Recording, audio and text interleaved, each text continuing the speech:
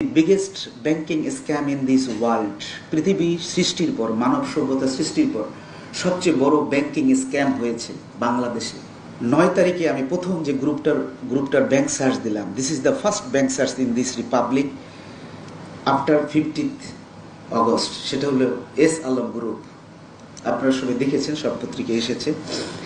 2,42,000 কোটি টাকা 10টি কম্পিউটারে 7 জন অফিসার আমার 1 মাস যাবৎ এন্ট্রি দিয়ে শেষ করতে পারেনি। বাবা হিসেবে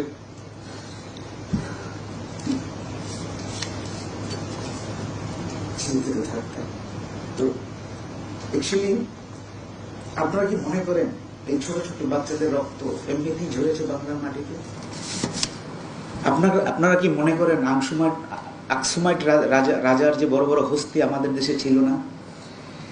আজকে যে পৃথিবীর দি biggest banking scam in this world, পৃথিবী সৃষ্টির পর, মানব সভ্যতা সৃষ্টির পর সবচেয়ে বড় ব্যাংকিং স্ক্যাম হয়েছে বাংলাদেশে। 5 তারিখে বিপ্লবের পরে আমি তখন কলাঞ্চল 15 কর কমিশনার, আমি তখনও সিএসিতে জয়েন করিনি।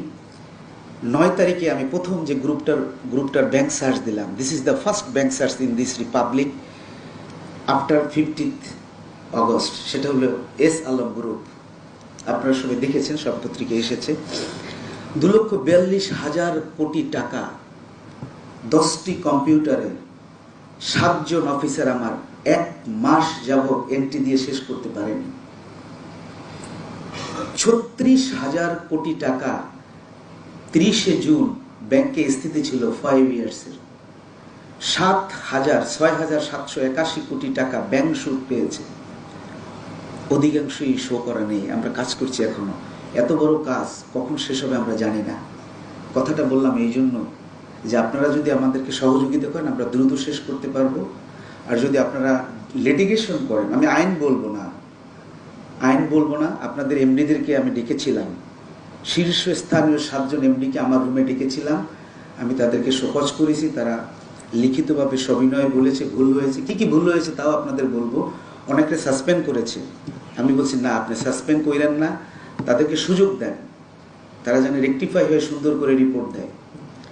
আপনারা যদি আমাদেরকে সহযোগিতা করেন আমরা কাজগুলো দ্রুত উঠাতে পারবো। আর যদি লিটিগেশনটা করেন, অর্থাৎ যদি বিলম্ব করেন, তাহলে আমাদের কাজটা বিলম্বিত হবে।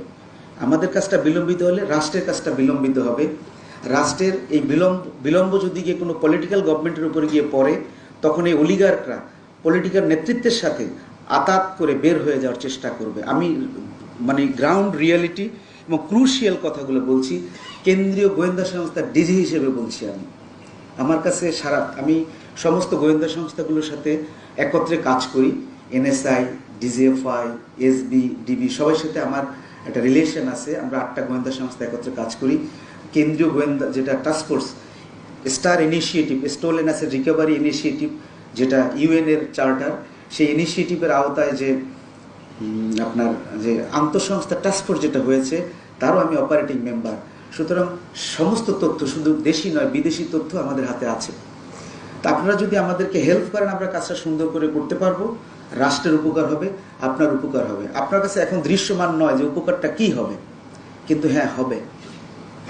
যদি আমরা ডিসেম্বর টাইম বাউন্ড, আমরা আপাতত ধরে নিচ্ছি, একটি সাউন্ড শোনা যাচ্ছে, sounds goes at a distance, যে হয়তোবা ডিসেম্বরের মধ্যে আবার একটা নির্বাচনী ডামাডোল বাজবে।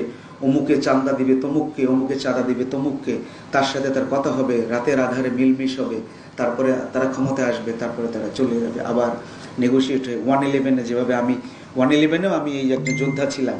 এই দুর্নীতি দূর করার জন্য, অলিগারদের ধরার জন্য আমি টাস্কফোর্সের একটা টিমের সাথে কাজ করেছি। আজকে হয়তো দেশব্যাপী কাজ করছি। সেখানে ব্যর্থ হয়েছি আমরা, কারণ আমাদের বন্ধু পার্শ্ববর্তী কোনো একটা রাষ্ট্রের হস্তক্ষেপের কারণে আমরা তখন পারিনি।